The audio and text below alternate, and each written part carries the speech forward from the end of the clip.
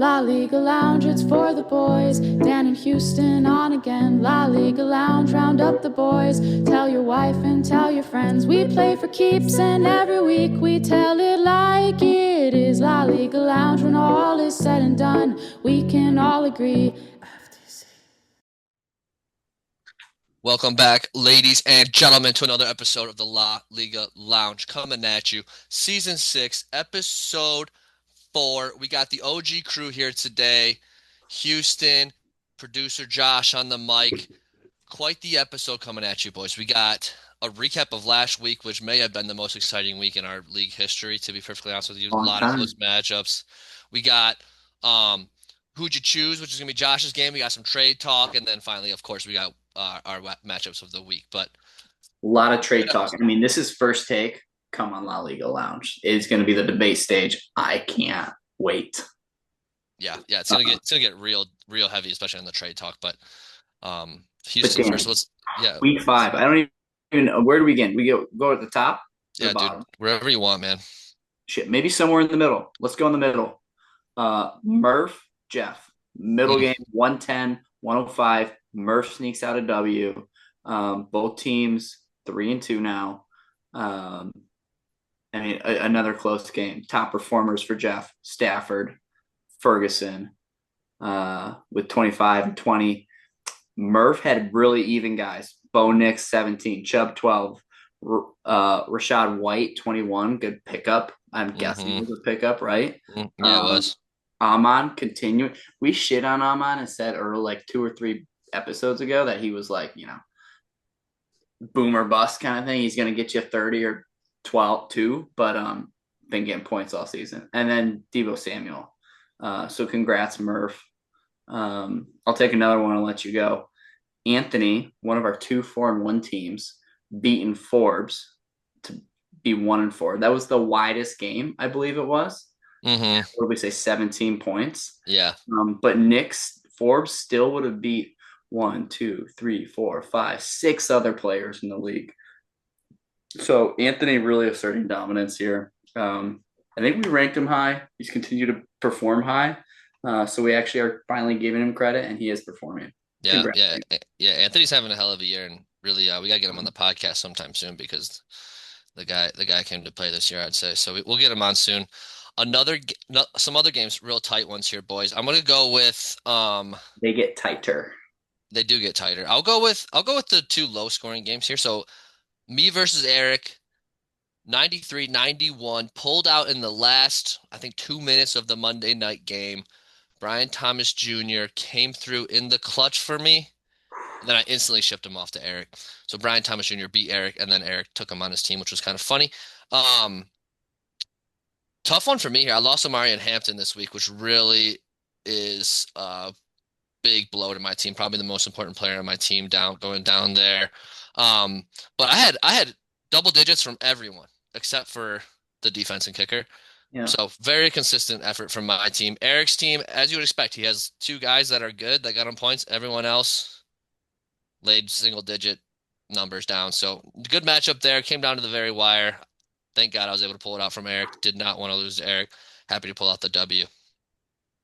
Let's see. Where do I want to go next year? Where do I want to go next year? I'll go to Ruben and Timbo.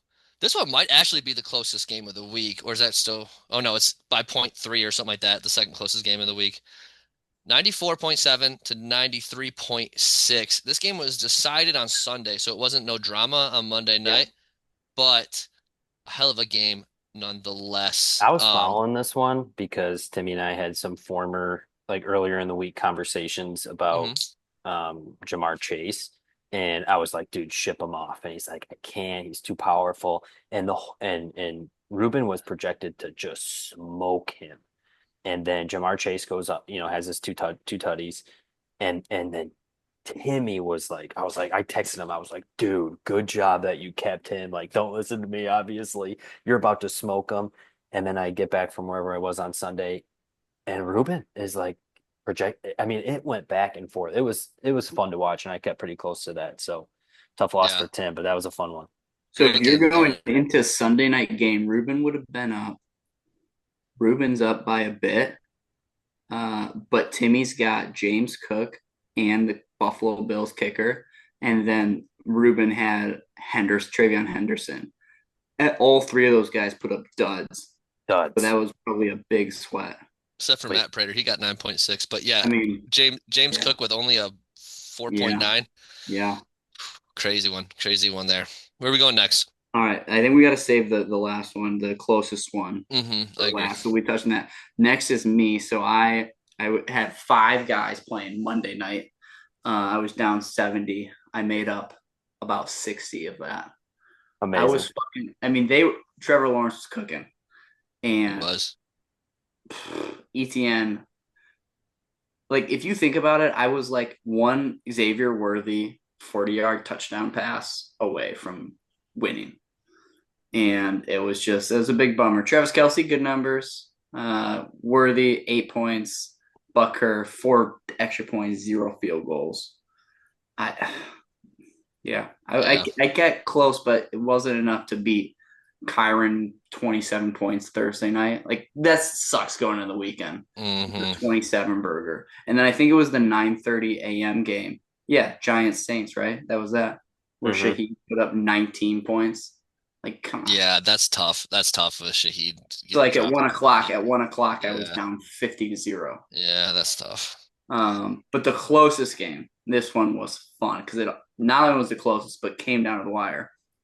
Kevin beating Josh, who I guess I'm Team Kevin now, which wild if you watch seasons 1 through 3. 135.56 to 134.82. That's 0.7, about 7 points. Let's see who was Monday night. Josh. He was done. He was done. It was just Chiefs defense. Yeah. And I think Trevor Lawrence when stumble, the game started, man, when the game started, I was down like 2 points because I got my 10, obviously, right? And let me just tell you the roller coaster. To just watch a defense is like the worst position to just watch because it's like they score, I lose a point. They sack, I gain a point. It's like they score, I lose a point. Oh man, dude. Dude, how crazy were you going on that last touchdown by Trevor Lawrence where he stumbles and you're like, oh my Dude, gosh, I'm gonna even get a before sack or a that. turnover, and then it turns into a So touchdown. Josh, when you before the field goal to go ahead, they have a field goal to go ahead, or was it a touchdown? No, it was that Trevor Lawrence touchdown. It was a touchdown to go ahead. Were you winning before that? So I had the lead twice and then I lost the lead twice before I lost. And so like, and Kayla usually goes to bed. Like, it's just me in the living room, but she is sleeping on the couch and I'm sitting on the couch. And when they intercepted the ball, when Kansas City intercepted the ball, like, as loud as I can be without waking up Ava, I'm just like, let's go. And she wakes up, she's like, what? And I'm like, we got intercepted. and then they'll score and I'll lose the point. And then it was a pass interference, but it was like a double bobble. They ran into each other. Casey drops the interception. I mean, I'm like, fuck. That was one of the more entertaining. Like, I was watching my game closely because obviously I want to get the dub, but dude, I was more entertained by your guys' game. I actually think having the defense on the Monday night is a great thing to watch, dude. I think instead of just rooting for one player, you're rooting for like the whole fucking thing, dude. It was lost from the double fall touchdown. And today when I was listening to the radio or whatever, even Kansas City thought he was down, and they actually showed was that Chris Johnson? Where was their stud D lineman? Chris Jones. Like he just stopped, and then he realized he was running, and he got a hand on him, but he didn't bring him down. So I lost with what was that, like 35 seconds left in the game. Brutal loss there. 2 highest scores of the week too. Yep. Yeah. Well, if it's any consolation, Josh, I still think you got the team to beat, even though you're 3-2. Yeah, unfortunately. So then we get down to business. Low score of the week. They hosted Chug and a video to the group on why their team sucks and what they got to do better. So that'll be a good one. That would be Eric Kanigi, Hakatua, with 91.12 points. Still respectable. We've had worse scores. What was the worst score? I think Ruben got it, like 12 or something. Like in the 50s, 12. There's the something bad. 50s, like historically in the 50s. Yeah. So Kevin, if you could reach out to Eric, make sure we get that video. Much appreciated. Thank you. And then we're gonna go who you choose, and then the trade talk. No, we're gonna go trade talk. Then who? Yeah, we'll flip that. We'll do trade talk first. Trade talk first. Set the table, Houston. Okay. I don't know. I remember Josh's. Josh, you guys set the table. I don't remember your exact trade. Hurts, and I was like Charbonnet and somebody else. You give the week too. This is important.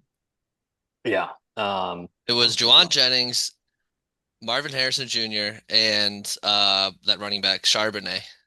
For Jalen Hurts. For Jalen Hurts and Rashee Rice. That is not and Rashee Rice. This is such a bullshit. That is not how I would have set the table.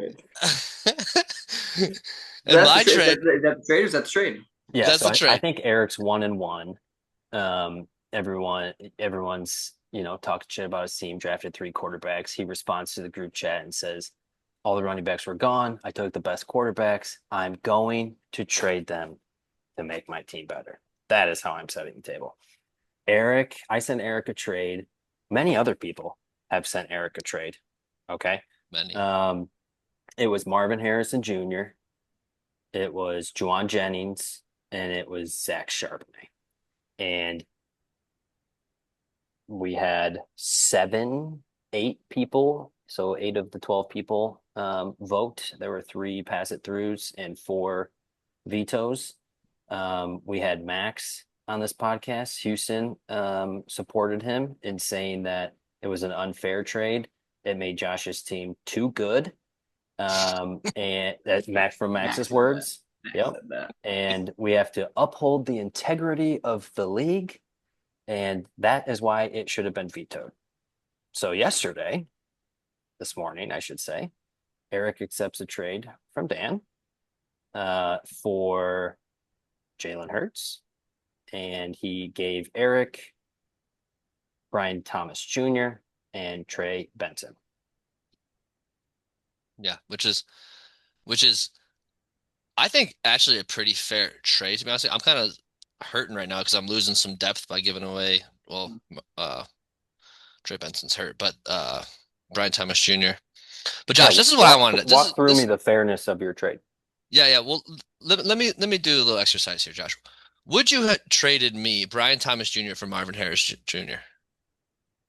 1 for 1? No. Would you make that trade? No. What about Trey Benson for Sharps? No. Okay. I mean, in the current state of things, no. Yeah. Well, I'm just curious. I'm curious. I know. Obviously, when you made the trade for Marvin Harrison Jr., he had not been good. He was at like his lowest point. I want to make that clear as well. Yeah, I agree. Yeah. But the thing that I think the big difference maker between our 2 trade offers, Josh, I think they're both pretty comparable. But you got Rashee Rice. You had Rashee Rice coming your way, and I didn't. I just went with Jalen Hurts, kept it simple. I think that helped the cause. Yeah, I don't know. I mean, I'm a little conflicted. I'm happy my trade went through. Obviously, I'm a little conflicted because I am on your team, Josh, in that your trade shouldn't have been vetoed. I thought that was, even though I vetoed, I thought that was a little bit a mistake on my part and a mistake by the league. But I'll reap the benefits of it gladly. But I do think my trade offer was a better offer than yours was. I think you were giving him an RB2 on his own team, a wide receiver who hadn't done a single thing, and another wide receiver who hasn't done a single thing either. Or I guess Juwan Jennings maybe had a good game in the first 2 weeks. I don't know, but now he's just dead, right? So, and you were going to get back Hurts and Rashee Rice, which I thought was just definitely more steep than the price than the trade that me and Eric just made, I think, for real. So was there some unfairness of we didn't want Josh's team to get better? Maybe there was. I don't know. But Hughes, you wanna before I have my rebuttal? You touched on some of my points. This was mine. So going to Josh's trade, Kenneth Walker was healthy. Charbonnet is RB2. I don't care if it's 60-40 backfield or whatever. Like even Montgomery, closest to like maybe a 50-50 backfield that we have in the current NFL. You're still always going to take RB1 over that, and Montgomery's RB2. Charbonnet is a strong RB2. Kenneth Walker, while injury prone, was healthy. You can't bank on injury. Marvin Harrison Jr., as we said, nothing to show at that point the trade was made. He is now, though, I'm looking, he is 20th position ranked. So, I mean, he's had 2 good weeks and a good week 1. And then who's the other trade? Juwan Jennings. Jennings, wide receiver 3 for San Francisco, maybe 2 based on their injuries. So Kittle, I don't think was on IR yet. You had Ricky Pearsall. Who was the other? Ayuk's coming back soon.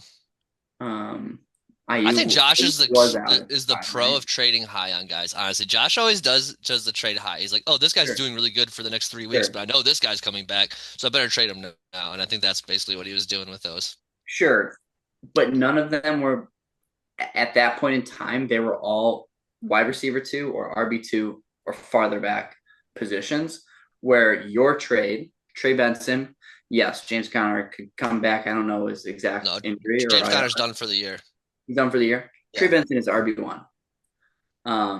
Who's the other dude? Brian Thomas Jr. Brian Thomas Jr. Wide receiver 1 right now. Yeah. Yeah, then you got QB1. To me, makes sense. Yeah, and admittedly, Brian Thomas Jr. has underperformed. Like I've been frustrated with him, but he was a top 10 wide receiver easy last year. I mean, he could go off at any moment. To the point where I just don't think.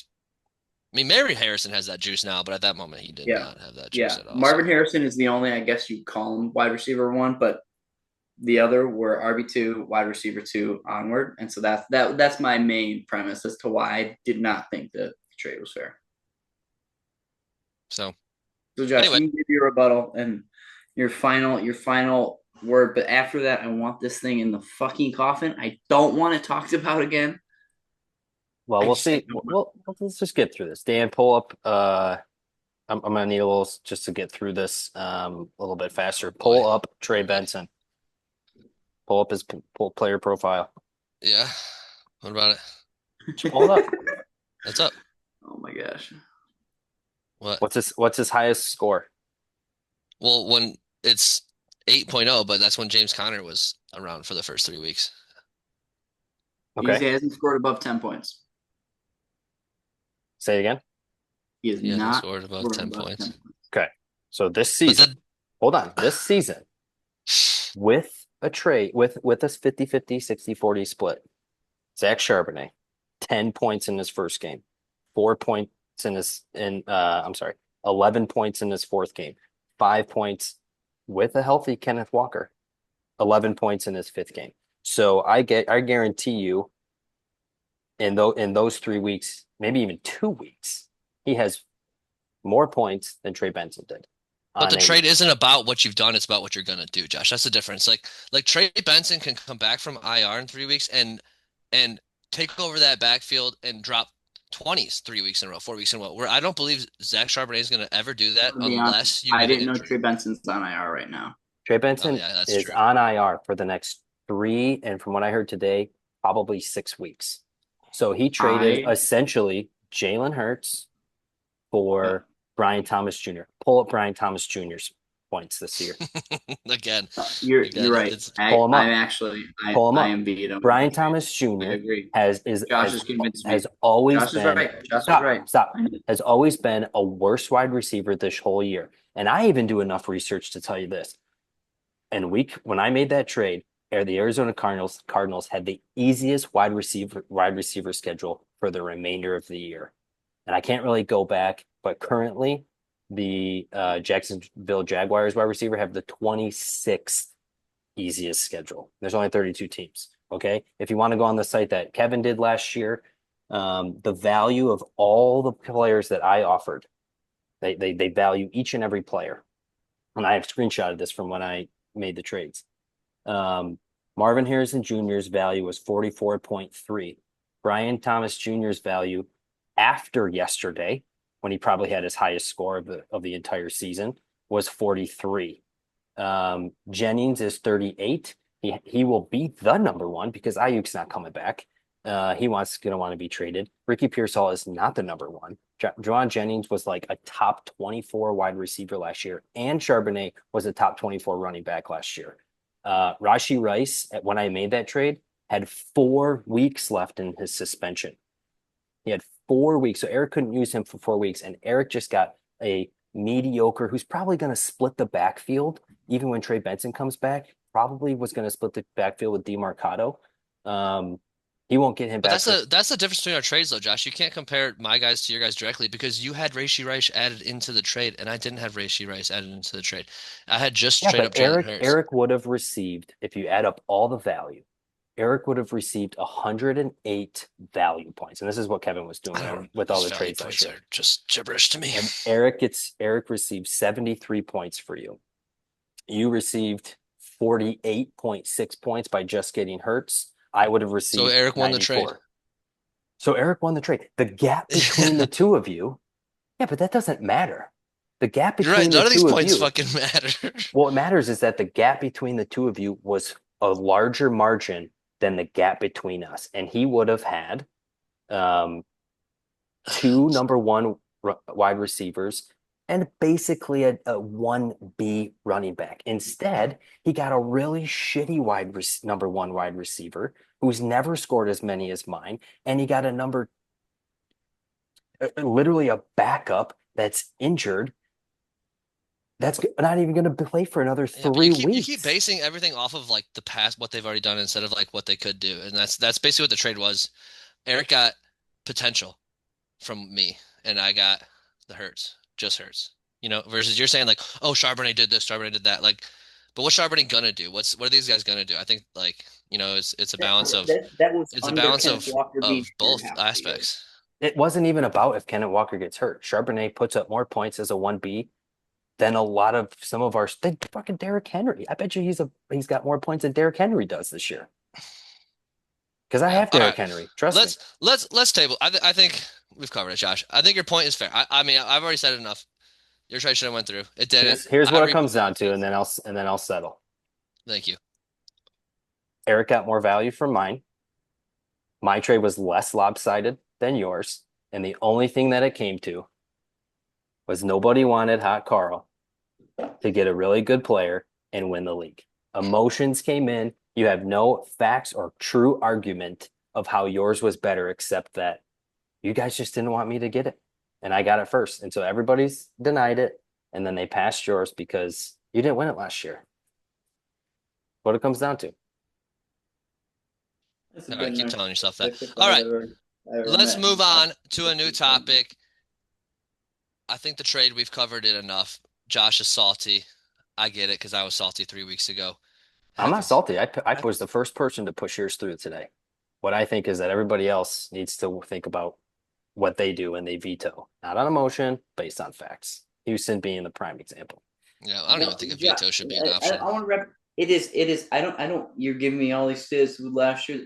RB2s, wide receiver 1s, wide receiver 2s that count to looks, averages, and where you trend upwards. And I believe in averages panning out, and I don't think it pans out for those guys in the trade. I think it's better in Dan's trade.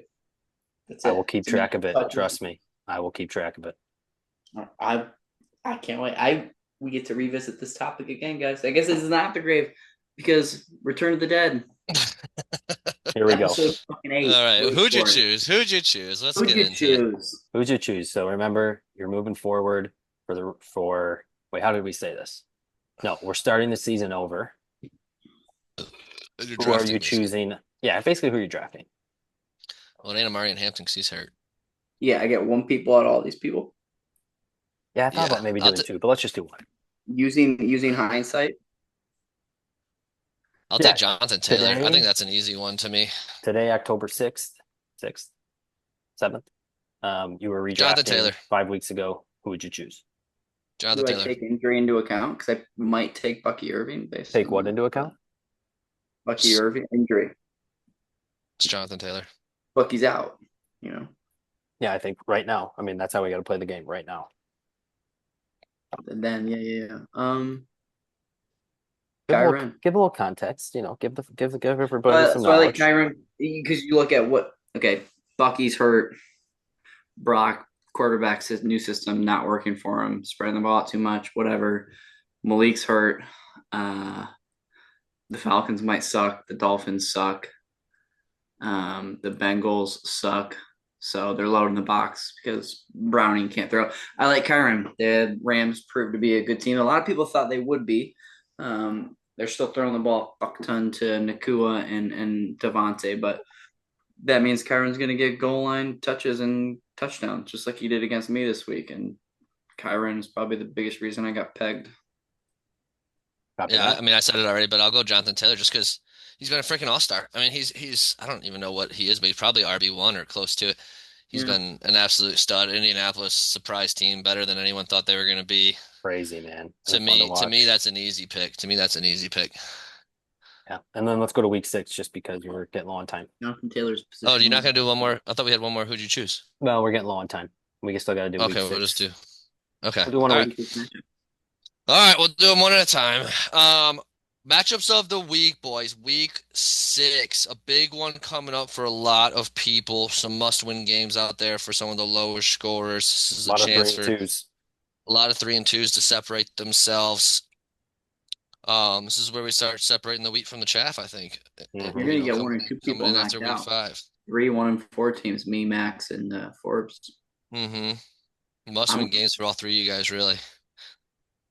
Yeah, we all play 3 and 2. Well, for four, I'm gonna say Forbes. Forbes versus Kevin, the 1 and 4, Yeah. the 4 and 1, right? So Forbes loses this, he's gonna be out. If I lose, I'm gonna be out too, but not the game I'm talking about. Kevin goes 5 and 1.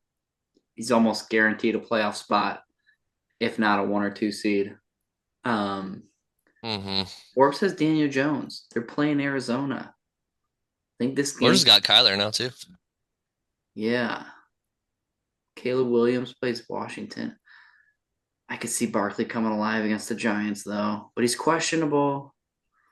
I'm rooting for Forbes, obviously. I'm gonna take Forbes here. Diggs finding his rhythm for Forbes.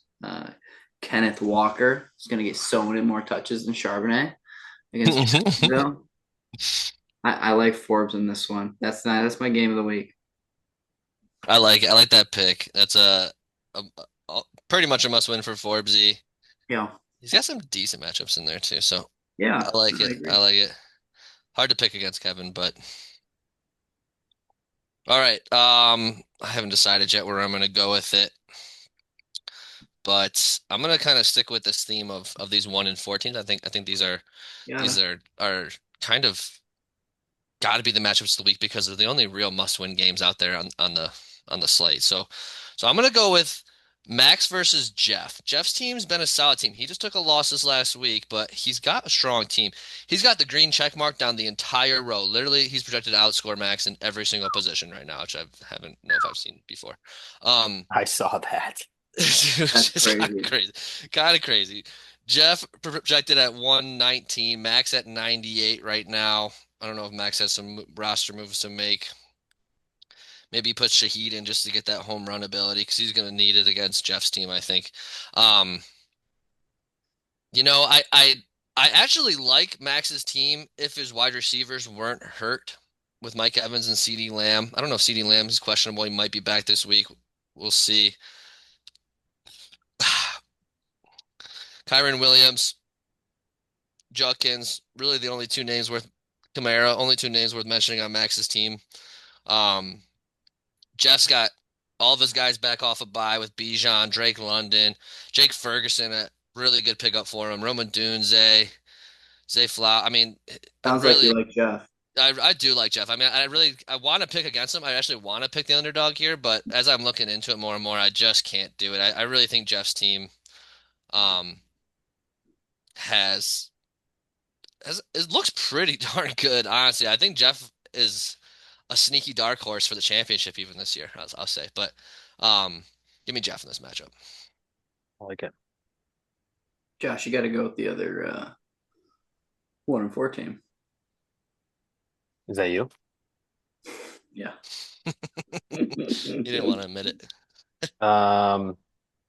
Who's your other quarterback, Houston? Oh, I just updated my roster, boy. Go look at that new matchup. Yeah, I think he would have won yesterday if you literally had any other quarterback because I think with Lawrence's rushing, he just steals points from ETN. So I'm excited for you in this matchup because you got Love back, you get ETN. Hopefully he gets the ball, and Lawrence doesn't steal your touchdowns. But like that's kind of a trade off for you in last week's matchup. So if ETN gets the rock like he has been, and you get who's your running Jacobs, right? You got Jacobs, right? Yeah, he's got Jacobs. Yeah, and they're Jacobs playing projected what, almost. Cincinnati? Mhm. Is that accurate? They're gonna shit on him. Yeah. I mean, I think Love that, or Jacobs, one of the two. Oh, they Go both will. right? Yeah, Like, yeah. yeah, I think that's awesome. Vegas, I think like Pollard's going to get a lot of touches. Was that a rumor today that Cincinnati traded for Joe Flacco? I didn't hear that. I thought I heard that they traded for Joe Flacco, or that I don't it's know. in I the didn't hear. works. I think you have decent matchups for this, and I hate they did. They I did get Joe hate Flacco. Ruben's running backs. Joe I Flacco's on the hate Bengals. Chase Yeah. Brown, and Yeah. I hate Jalen Warren, and I just don't think that those are very good running backs, especially Warren against Cleveland. They've proven to Yeah. shut it down. Yeah. So I mean, I don't mind your man. He's got two players for New Orleans. I think this is a game that you could win. I don't trust the projections all the time. So I think this is gonna be a good one. I don't know that The I have a new winner. projection says 111, 111. But what's crazy to me in this matchup, Puka Nakua is doing the check marks. I got 5 versus his 4, and I'm still 37%. Maybe the probability hasn't caught up to my putting my Packers back in yet. Yeah. Carolina's not a bad defense either, so they could 20 shut down Dak. 20 points, like that's ridiculous projection amount. And I know he's having a fantastic season. Don't get me wrong. Yeah. But like that, if he underscores that, he gets 10 points, 11 points. It's still a fine week, but throws projections way off. Thanks, Josh. So wait, you picking me? I said, it's hard You to said pick right now because the projections are You right in gotta front pick, of me. man. You gotta pick one. I gotta fucking pick. pick. You Yeah. can pick This tomorrow. is. What do you think this is? All right, Why I'll would take not you. I'll pick? take you, Houston. Be I in the like it. corner. I like Hughes too. I like Hughes too there. I just love being alive, man. If I'm in the mix, I'm having a good time. Let me ask you guys this before we round out the show here. 3, 1, and 4 teams. Who has the best chance out of those 3 to make the playoffs? The ESPN app says me at 16%, Okay.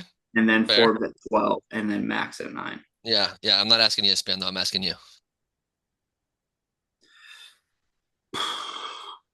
I like Houston's team, and I not just saying that because you're here. I think the Green Bay is going to turn it around. Max's team is all wild cards. Like they have a really high ceiling, but they have a really low floor. So I got to go with Houston. Me too. I actually think it's Houston too, but I think Forbes' team deserves a shout out a little bit here. I think Forbes has had a few bad breaks.